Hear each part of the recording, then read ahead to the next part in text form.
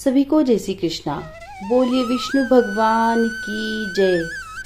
आज अधिक मास की शुक्ल पूर्णिमा है। पूर्णिमा के दिन श्री सत्यनारायण भगवान का व्रत व पूजन किया जाता है। आज के हमारे इस वीडियो में श्री सत्यनारायण भगवान की व्रत कथा के 5 अध्यायों को सुनेंगे और पूर्णिमा से जुड़ी हुई कुछ जानकारी इस प्रकार है। शुक्ल पक्ष की पूर्णिमा तिथि के दिन अधिक पूर्णिमा व्रत रखा जाता है। वर्ष 2023 में शुक्ल पक्ष की पूर्णिमा तिथि 1 अगस्त को पड़ रही है। अधिक मास में आने के कारण इसे अधिक पूर्णिमा भी कहा जाएगा। अधिक मास को मल मास और पुरुषोत्तम मास भी कहा जाता है। यह महीना जगत के पालनहार भगवान श्री हरि विष्णु को समर्पित होता है। इस महीने में प्रत्येक दिन श्रद्धा भाव से भगवान विष्णु और धन की अधिष्ठात्री माँ लक्ष्मी की पूजा अर्चना की जाती है। अधिक मास की पूर्णिमा तिथि पर भगवान विष्णु की उपासना करने से साधक को अक्षय फल की प्राप्ति होती है।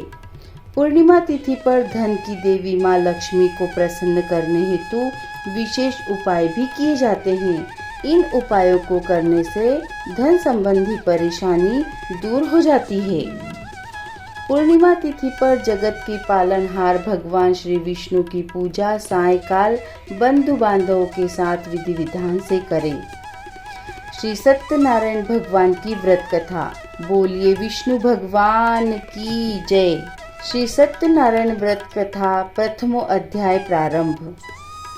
एक समय की बात है, नैमिषारण्य तीर्थ में शौनक आदि 88,000 ऋषियों ने श्री सूत जी से पूछा, हे भगवान, इस कलयुग में वेद विद्या रहित मनुष्यों को प्रभु भक्ति किस प्रकार मिल सकती है तथा उनका उद्धार कैसे होगा? हे मुनि श्रेष्ठ, कोई ऐसा तप बताइए जिससे थोड़े समय में ही पुण्य मिले और मनवांछित फल भी मिल जाए। इस प्रकार की कथा सुनने की हमारी इच्छा है।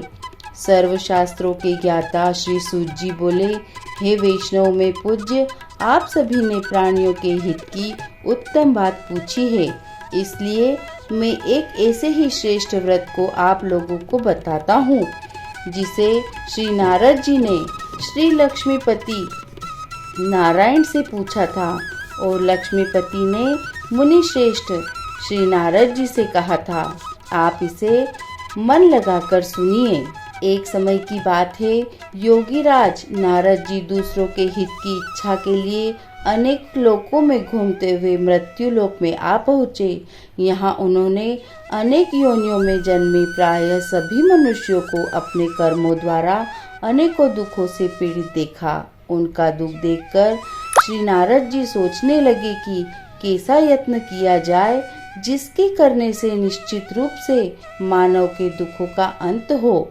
इसी विचार पर मनन करते हुए वह विष्णु लोक को गए।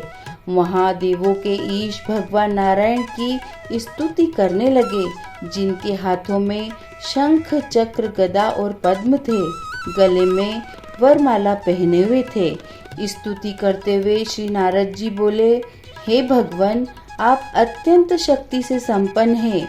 मन तथा वाणी भी आपको नहीं पा सकती है। आपका आदि मध्य और अंत नहीं है। निर्गुण स्वरूप सृष्टि के कारण भक्तों के दुख को दूर करने वाले आपको मेरा बारंबार नमस्कार है। श्री नारद जी की स्तुति सुन भगवान विष्णु बोले, हे मुनि श्रेष्ठ, आपके मन में क्या बात है? आप किस काम के लिए यहाँ पधारे हैं? मुझे निसंकोच कहें। इस पर नारद मुनि बोले कि मृत्यु लोक में अनेक योनियों में जन्मे मनुष्य अपने कर्मों के द्वारा अनेकों दुखों से दुखी हो रहे हैं। हे नाथ, हे प्रभु, आप मुझ पर दया रखते हैं तो बताइए कि वो मनुष्य थोड़े ही प्रयास से अपने दुखों से कैसे छूट सकते हैं? श्री हरि बोले, हे नारद, मनुष्यों की भलाई के लिए तुमने बहुत ही उत्तम बात पूछी है, जिसके करने से मनुष्य मोह से छूट जाता है। यह बात मैं कहता हूँ, उसे ध्यान से सुनो। स्वर्ग लोक व मृत्यु लोक दोनों में एक दुर्लभ उत्तम व्रत है जो पुण्य देने वाला है। आज प्रेमवश होकर मैं उसे तुमसे कहता हूँ। श्री सत्यनारायण भगवान का यह व्रत अच्छी तरह विधान पूर्वक करके मनुष्य तुरंत ही यहाँ सुख भोग कर मरने पर मोक्ष पाता है। श्री हरि के वचन सुन नारद जी बोले कि उस व्रत का फल क्या है और उसका क्या विधान है, यह व्रत किसने किया था, इस व्रत को किस दिन करना चाहिए, सभी कुछ मुझे विस्तार से बताइए। श्री नारद की बात सुनकर श्री हरि बोले, दुख व शोक को दूर करने वाला यह व्रत सभी स्थानों पर विजय दिलाने वाला है। मानव को भक्ति व श्रद्धा के साथ शाम को श्री सत्यनारायण भगवान की पूजा धर्मपरायण होकर ब्राह्मणों व बंधुओं के साथ करनी चाहिए। भक्ति भाव से ही नैवेद्य, केले का फल, घी, दुग्ध और गेहूं का आटा सवाया लें। गेहूं के स्थान पर साठी का आटा, शक्कर तथा गुड़ लेकर वह सभी भक्षण योग पदार्थों को मिलाकर भगवान का भोग लगाएं। ब्राह्मणों सहित बंधु बांधवों को भी भोजन कराएं। उसके बाद स्वयं भोजन करें। भजन कीर्तन के साथ भगवान की भक्ति में लीन हो जाएं। इस तरह से सत्यनारायण भगवान का यह व्रत करने पर मनुष्य की सारी इच्छाएं निश्चित रूप से पूरी होती है। इस कलिकाल में अर्थात कलियुग में मृत्यु लोक में मोक्ष का यही एक सरल उपाय बताया गया है। इति श्री सत्यनारायण व्रत कथा प्रथमो अध्याय संपूर्णः। बोलिए विष्णु भगवान की जय। श्री सत्यनारायण भगवान की जय। श्री सत्यनारायण व्रत कथा द्वितीय अध्याय प्रारंभ। सूत जी बोले, हे ऋषियों, जिसने पहले समय में इस व्रत को किया था उसका इतिहास कहता हूँ, ध्यान से सुनो। सुंदर काशीपुर नगरी में एक अत्यंत निर्धन ब्राह्मण रहता था। भूख प्यास से परेशान वह धरती पर घूमता रहता था। ब्राह्मणों से प्रेम करने वाले भगवान ने एक दिन ब्राह्मण का वेश धारण कर उसके पास जाकर पूछा, हे विप्र, नित्य दुखी होकर तुम पृथ्वी पर क्यों घूमते हो? दीन ब्राह्मण बोला, मैं निर्धन ब्राह्मण हूँ, भिक्षा के लिए पृथ्वी पर घूमता हूँ। हे भगवान, यदि आप इसका कोई उपाय जानते हो तो मुझे बताइए। वृद्ध ब्राह्मण कहता है कि सत्यनारायण भगवान मनोवांछित फल देने वाले हैं, इसलिए तुम उनका पूजन करो। इसे करने से मनुष्य सभी दुखों से मुक्त हो जाता है। वृद्ध ब्राह्मण बनकर आए श्री सत्यनारायण भगवान उस निर्धन ब्राह्मण को व्रत का सारा विधान बतलाकर अंतर्ध्यान हो गए। ब्राह्मण मन ही मन सोचने लगा कि जिस व्रत को वृद्ध ब्राह्मण करने को कह के गए हैं, मैं उसे अवश्य ही करूँगा। यह निश्चय करने के बाद उसे रात भर नींद नहीं आई। वह सवेरे ही उठकर श्री सत्यनारायण भगवान के व्रत का निश्चय कर भिक्षा के लिए चला। उस दिन निर्धन ब्राह्मण को भिक्षा में बहुत सा धन मिला, जिससे उसने बंधु बांधवों के साथ मिलकर श्री सत्यनारायण भगवान का उत्तम व्रत किया। भगवान सत्यनारायण का व्रत संपन्न करने के बाद वह निर्धन ब्राह्मण सभी दुखों से छूट गया और अनेक प्रकार की संपत्तियों से युक्त हुआ। उसी समय से वह ब्राह्मण हर माह इस व्रत को करने लगा। इस तरह से श्री सत्यनारायण भगवान के व्रत को जो मनुष्य करेगा वह सभी प्रकार के पापों से छूटकर मोक्ष को प्राप्त होगा। जो मनुष्य इस व्रत को करता है वह सभी दुखों से मुक्त हो जाता है। सूत जी बोले कि इस तरह से श्री नारद जी के नारायण जी का कहा हुआ श्री सत्यनारायण भगवान का व्रत को मैंने तुमसे कहा। हे विप्रो, मैं अब और क्या कहूँ? ऋषि बोले, हे मुनिवर, संसार में उस विप्र से सुनकर और किस किस ने इस व्रत को किया, हम यह सब सुनना चाहते हैं। इसके लिए हमारे मन में बहुत श्रद्धा है। सूत जी बोले, हे मुनियों, जिसने इस व्रत को किया है वह सब सुनो। एक समय वही विप्र धन व ऐश्वर्य के अनुसार अपने बंधु बांधवों के साथ इस व्रत को करने को तैयार हुआ। उसी समय एक लकड़ी बेचने वाला बूढ़ा आदमी वहां आया और लकड़ियां बाहर रखकर अंदर ब्राह्मण के घर में गया। प्यास से दुखी वह लकड़हारा उनको व्रत करते देख विप्र को नमस्कार करके पूछने लगा कि आप यह क्या कर रहे हैं तथा इसे करने से क्या फल मिलेगा, कृपया मुझे भी बताइए। ब्राह्मण ने कहा कि यह सब मनोकामनाओं को पूरा करने वाला श्री सत्यनारायण भगवान का व्रत है। इनकी कृपा से ही मेरे घर में धन धान्य आदि की वृद्धि हुई है। विप्र से श्री सत्यनारायण भगवान के बारे में जानकर लकड़हारा बहुत ही प्रसन्न हुआ। चरणामृत लेकर वह प्रसाद खाने के बाद वह अपने घर गया। लकड़हारे ने अपने मन में संकल्प किया कि आज लकड़ी बेचने से जो धन मिलेगा उसी से श्री सत्यनारायण भगवान का उत्तम व्रत करूंगा। मन में इस विचार को ले बूढ़ा आदमी सिर पर लकड़ियां रख उस नगर में बेचने गया जहां धनवान लोग रहते थे। उस नगर में उसे अपनी लकड़ियों का दाम पहले से 4 गुना अधिक मिलता है। बूढ़ा प्रसन्नता के साथ दाम लेकर केले, शक्कर, घी, दुग्ध, दही और गेहूं का आटा लिया और सत्यनारायण भगवान के व्रत की अन्य सामग्रियां लेकर अपने घर को गया। वहां उसने अपने बंधु बांधवों को बुलाकर विधि विधान से श्री सत्यनारायण भगवान का पूजन और व्रत किया। इस व्रत के प्रभाव से वह बूढ़ा लकड़हारा धन पुत्र आदि से युक्त होकर संसार के समस्त सुख भोग कर अंत में वैकुंठ धाम को चला गया। बोलिए विष्णु भगवान की जय। इति श्री सत्यनारायण व्रत कथा द्वितीय अध्याय संपूर्ण। श्री सत्यनारायण भगवान की जय। श्री सत्यनारायण व्रत कथा तृतीय अध्याय प्रारंभ। सूत जी बोले, हे श्रेष्ठ मुनियों, अब आगे की कथा कहता हूँ, सुनो। पहले समय में उल्कामुख नाम का एक बुद्धिमान राजा था। वह सत्य वक्ता और जितेंद्रिय था। प्रतिदिन देवस्थान में जाता और निर्धनों को धन देकर उनके कष्ट दूर करता था। उसकी पत्नी कमल के समान मुख वाली और सती साध्वी थी। भद्रशिला नदी के तट पर उन दोनों ने श्री सत्यनारायण भगवान का उत्तम व्रत किया।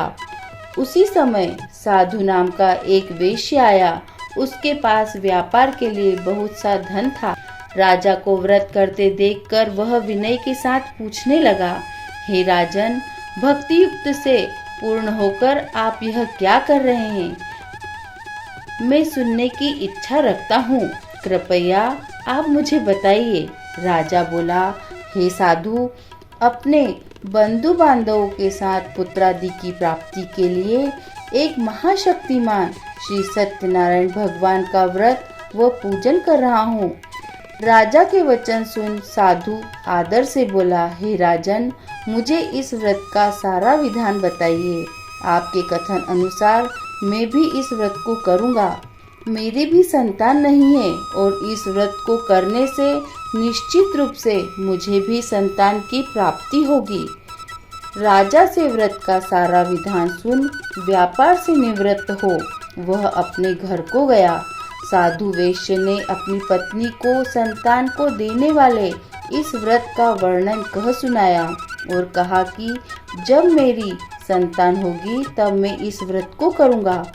साधु ने इस तरह के वचन अपनी पत्नी लीलावती से कहे। एक दिन लीलावती पति के साथ आनंदित हो सांसारिक धर्म में प्रवृत्त होकर श्री सत्यनारायण भगवान की कृपा से गर्भवती हो गई। 10वें महीने में उसके गर्भ से एक सुंदर कन्या ने जन्म लिया। दिनों दिन वह ऐसे बढ़ने लगी जैसे शुक्ल पक्ष का चंद्रमा बढ़ता है। माता पिता ने अपनी कन्या का नाम कलावती रखा। एक दिन लीलावती ने मीठे शब्दों में अपने पति को याद दिलाया, आपने सत्यनारायण भगवान के जिस व्रत को करने का संकल्प किया था उसे करने का समय आ गया है। आप इस व्रत को करिए। साधु बोला कि हे प्रिय, इस व्रत को मैं उसके विवाह पर करूंगा। इस प्रकार अपनी पत्नी को आश्वासन देकर वह नगर को चला गया। कलावती पिता के घर में रह वृद्धि को प्राप्त हो गई। साधु ने एक बार नगर में अपनी कन्या को सखियों के साथ देखा तो तुरंत ही दूत को बुलाया और कहा कि मेरी कन्या के योग्य वर देखकर लाओ। साधु की बात सुनकर दूत कंचनपुर नगर पहुँचे और वहां देखभाल कर लड़की के सुयोग्य वणिक पुत्र को ले आए। सुयोग्य लड़की को देख साधु ने बंधु बांधवों को बुलाकर अपनी पुत्री का विवाह कर दिया। लेकिन दुर्भाग्य की बात कि साधु ने अभी भी श्री सत्यनारायण भगवान का उत्तम व्रत नहीं किया। इस पर श्री भगवान क्रोधित हो गए और श्राप दिया कि साधु को अत्यंत दुख मिले। अपने कार्य में कुशल साधु बनिया जामाता को लेकर समुद्र के पास स्थित होकर रत्नसारपुर नगर में गया। वहां जाकर दामाद और ससुर दोनों मिलकर चंद्रकेतु राजा के नगर में व्यापार करने लगे। एक दिन भगवान श्री सत्यनारायण की माया से एक चोर राजा का धन चुराकर भाग रहा था। उसने राजा के सिपाहियों को अपना पीछा करते देख चुराया हुआ धन वहां पर ही रख दिया जहां साधु अपनी जमाई के साथ ठहरा हुआ था। राजा के सिपाहियों ने साधु वेश्य के पास राजा का धन पड़ा देखा तो वह ससुर जमाई दोनों को बांधकर प्रसन्नता से राजा के पास ले आए और कहा कि उन दोनों चोरों को हम पकड़ कर लाए हैं, आप आगे की कार्यवाही की आज्ञा दे। राजा की आज्ञा से उन दोनों को कठिन कारावास में डाल दिया गया और उनका सारा धन भी उनसे छीन लिया गया। श्री सत्यनारायण भगवान के श्राप से साधु की पत्नी भी बहुत ही दुखी हुई। घर में जो धन रखा था उसे चोरों ने चुरा लिया। शारीरिक तथा मानसिक पीड़ा व भूख प्यास से अति दुखित हो अन्न की चिंता में कलावती ब्राह्मण के घर गई। वहां उसने श्री सत्यनारायण भगवान का व्रत होते हुए देखा। फिर कथा सुनी व प्रसाद ग्रहण कर रात को घर वापस आई। माता के कलावती से पूछा कि हे पुत्री, अब तक तुम कहाँ थी? तेरे मन में क्या है? कलावती ने अपनी माता से कहा कि हे माता, मैंने एक ब्राह्मण के घर में श्री सत्यनारायण भगवान का उत्तम व्रत देखा है। कन्या के वचन सुन लीलावती भगवान के पूजन की तैयारी करने लगी। लीलावती ने परिवार व बंधुओं सहित सत्यनारायण भगवान का पूजन किया और उनसे वर मांगा कि मेरे पति तथा जमाई शीघ्र ही घर आ जाएं। साथ ही यह भी प्रार्थना की कि हम सबका अपराध क्षमा करें। इस व्रत से संतुष्ट हुए और राजा चंद्रकेतु को सपने में दर्शन देकर कहा कि हे राजन, तुम उन दोनों वेश्य को छोड़ दो और जो तुमने उनका धन लिया है वह उसे वापस कर दो। अगर ऐसा नहीं किया तो मैं तुम्हारा धन, राज्य व संतान सभी को नष्ट कर दूंगा। राजा को यह सब कहकर वह अंतर्ध्यान हो गए। प्रातःकाल सभा में राजा ने अपना स्वप्न सुनाया। फिर बोले कि वणिक पुत्रों को कैद से मुक्त कर सभा में लाओ। दोनों ने आते ही राजा को प्रणाम किया। राजा मीठी वाणी में बोले, हे महानुभावों, भाग्यवश ऐसा कठिन दुख तुम्हें प्राप्त हुआ है, लेकिन अब तुम्हें कोई डर नहीं।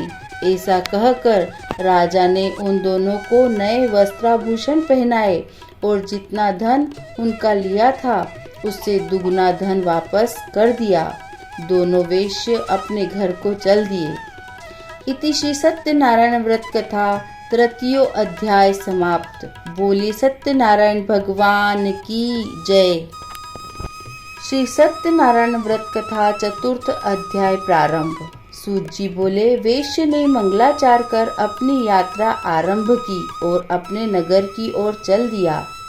उनकी थोड़ी दूर जाने पर एक दंडी वेशधारी श्री सत्यनारायण ने उनसे पूछा, हे साधु, तेरी नाव में क्या है? अभिमानी वणिक हंसता हुआ बोला, हे दंडी, आप क्यों पूछते हो? क्या धन लेने की इच्छा है? मेरी नाव में तो बेल व पत्ते भरे हुए हैं। वेश्य के कठोर वचन सुन भगवान बोले, तुम्हारा वचन सत्य हो। दंडी ऐसे वचन कह वहां से दूर चले गए। कुछ दूर जाकर समुद्र के किनारे बैठे। दंडी के जाने के बाद साधु वेश्य ने नित्य क्रिया के पश्चात नाव को ऊंची उठी हुई देखकर अचंभा किया और नाव में बेल तथा पत्ते आदि देखकर मूर्छित हो जमीन पर गिर पड़ा। इच्छा खुलने पर वह अत्यंत शोक में डूब गया। तब उसका दामाद बोला कि आप शोक न मनाएं, यह दंडी का शाप है, इसलिए हमें उनकी शरण में जाना चाहिए, तभी हमारी मनोकामना पूरी होगी। दामाद की बात सुनकर वह दंडी के पास पहुँचे और अत्यंत भक्तिभाव नमस्कार करके बोले, मैंने आपसे जो असत्य वचन कहे थे उनके लिए मुझे क्षमा करें। ऐसा कहकर महान शोकातुर हो रोने लगा। तब दंडी भगवान बोले, हे वणिक पुत्र, मेरी आज्ञा से बार बार तुम्हें दुख प्राप्त हुआ है, तू मेरी पूजा से विमुख हुआ। साधु बोला, हे भगवान, आपकी माया से ब्रह्मा आदि देवता भी आपके रूप और गुण को नहीं जानते, तब मुझसे अज्ञानी कैसे जान सकता है? आप प्रसन्न होइए, अब मैं सामर्थ्य के अनुसार आपकी पूजा करूंगा। मेरी रक्षा करो और पहले के समान नौका में धन भर दो। साधु वेश्य भक्ति पूर्वक वचन सुनकर भगवान प्रसन्न हो गए और उसकी इच्छानुसार वरदान देकर अंतर्ध्यान हुए। ससुर जमाई जब नाव पर आए तो नाव धन से परिपूर्ण थी। फिर वही अपने अन्य साथियों के साथ सत्यनारायण भगवान का पूजन कर अपने नगर को चल दिया। जब नगर के नजदीक पहुँचे तो दूत को घर पर खबर करने के लिए भेज दिया। दूत साधु की पत्नी को प्रणाम कर कहता है कि मालिक अपने दामाद सहित नगर के निकट आ गए हैं। दूत की बात सुन साधु की पत्नी लीलावती ने बड़े हर्ष के साथ श्री सत्यनारायण भगवान का पूजन कर अपनी पुत्री कलावती से कहा कि मैं अपने पति के दर्शन को जाती हूँ, तू कार्य पूर्ण कर शीघ्र ही आ। माता के ऐसे वचन सुनकर कलावती जल्दी में प्रसाद को त्याग कर अपने पति के पास चली। प्रसाद की अवज्ञा के कारण श्री सत्यनारायण भगवान रुष्ट हो गए और नाव सहित पति को पानी में डुबो दिया। कलावती अपने पति को वहां ना पाकर रोती हुई जमीन पर मूर्छित हो गई। नौका को डूबा हुआ देख व कन्या को रोता हुआ देख साधु दुखी होकर बोला कि हे प्रभु, मुझसे या मेरे परिवार से जो भूल हुई हो उसे क्षमा करे। साधु के दीन वचन सुनकर श्री सत्यनारायण भगवान प्रसन्न हुए और आकाशवाणी हुई कि हे साधु, तेरी कन्या मेरे प्रसाद को छोड़कर आई है, इसलिए उसका पति अदृश्य हो गया है। यदि वह घर जाकर प्रसाद खाकर लौटती है तो उसे इसका पति अवश्य ही मिलेगा। ऐसी आकाशवाणी सुन कलावती घर पहुंचकर प्रसाद खाती है और फिर आकर अपने पति के दर्शन करती है। उसके बाद साधु अपने बंधु बांधवों सहित श्री सत्यनारायण भगवान का विधि विधान से पूजन करता है और इस लोक का सुख भोग कर वह अंत में स्वर्ग को जाता है।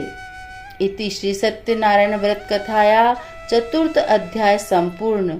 बोलिए सत्यनारायण भगवान की जय। श्री सत्यनारायण व्रत कथा पंचमो अध्याय प्रारंभ। सूत जी बोले, हे ऋषियों, मैं और भी एक कथा कहता हूँ, सुनो, उसे भी ध्यान लगाकर सुनो। प्रजापालन में लीन तुंगध्वज नाम का एक राजा था। उसने भी भगवान की प्रसाद की अवज्ञा कर बहुत ही दुख पाया। एक बार वन में जाकर वन्य पशुओं को मारकर वह बड़ के पेड़ के नीचे आया। वहां उसने ग्वालों को भक्ति भाव से अपने बंधु सहित सत्यनारायण भगवान का पूजन करते देखा। अभिमानवश राजा ने उन्हें देखकर भी पूजा स्थान में नहीं गया और ना ही उसने भगवान को नमस्कार किया। ग्वालों ने राजा को प्रसाद दिया, लेकिन उसने वह प्रसाद भी नहीं खाया और प्रसाद को वहीं छोड़कर अपने नगर को चला गया। जब वह नगर में पहुंचा तो वहां उसने अपना सब कुछ तहस नहस हुआ पाया, तो वह शीघ्र ही समझ गया कि यह सब भगवान ने ही किया है। वह दोबारा ग्वालों के पास पहुंचा और विधि पूर्वक पूजा करके प्रसाद को खाया, तो श्री सत्यनारायण भगवान की कृपा से सब कुछ पहले जैसा हो गया। दीर्घ काल तक सुख भोगने के बाद मरणोपरांत उसे स्वर्ग की प्राप्ति हुई। जो मनुष्य परम दुर्लभ इस व्रत को करेगा तो भगवान श्री सत्यनारायण की अनुकंपा से उसे धन धान्य की प्राप्ति होगी। निर्धन धनी हो जाता है और भयमुक्त हो जीवन जीता है। संतानहीन मनुष्य को संतान सुख मिलता है और सारे मनोरथ पूर्ण होने पर मानव अंत काल में वैकुंठ धाम को जाता है। सूत जी बोले, जिन्होंने पहले इस व्रत को किया है, अब उनके दूसरे जन्म की कथा कहता हूँ। वृद्ध शतानंद ब्राह्मण ने सुदामा का जन्म लेकर मोक्ष को पाया। लक्कड़हारे ने अगले जन्म में निषाद बनकर मोक्ष को प्राप्त किया। उल्का मुख नाम का राजा दशरथ हुए। साधु नाम के वैश्य ने मोरध्वज बनकर अपने पुत्र को आरे से चीरकर मोक्ष को पाया। महाराज तुंगध्वज ने स्वयंभू होकर भगवान में भक्ति युक्त हो कर्म कर मोक्ष को पाया। इति श्री सत्यनारायण व्रत कथा पंचमो अध्याय संपूर्ण। श्री सत्यनारायण भगवान की जय। श्री सत्यनारायण भगवान की आरती दी गई है। आप दीपक और कपूर से आरती करें। बोलिए विष्णु भगवान की जय।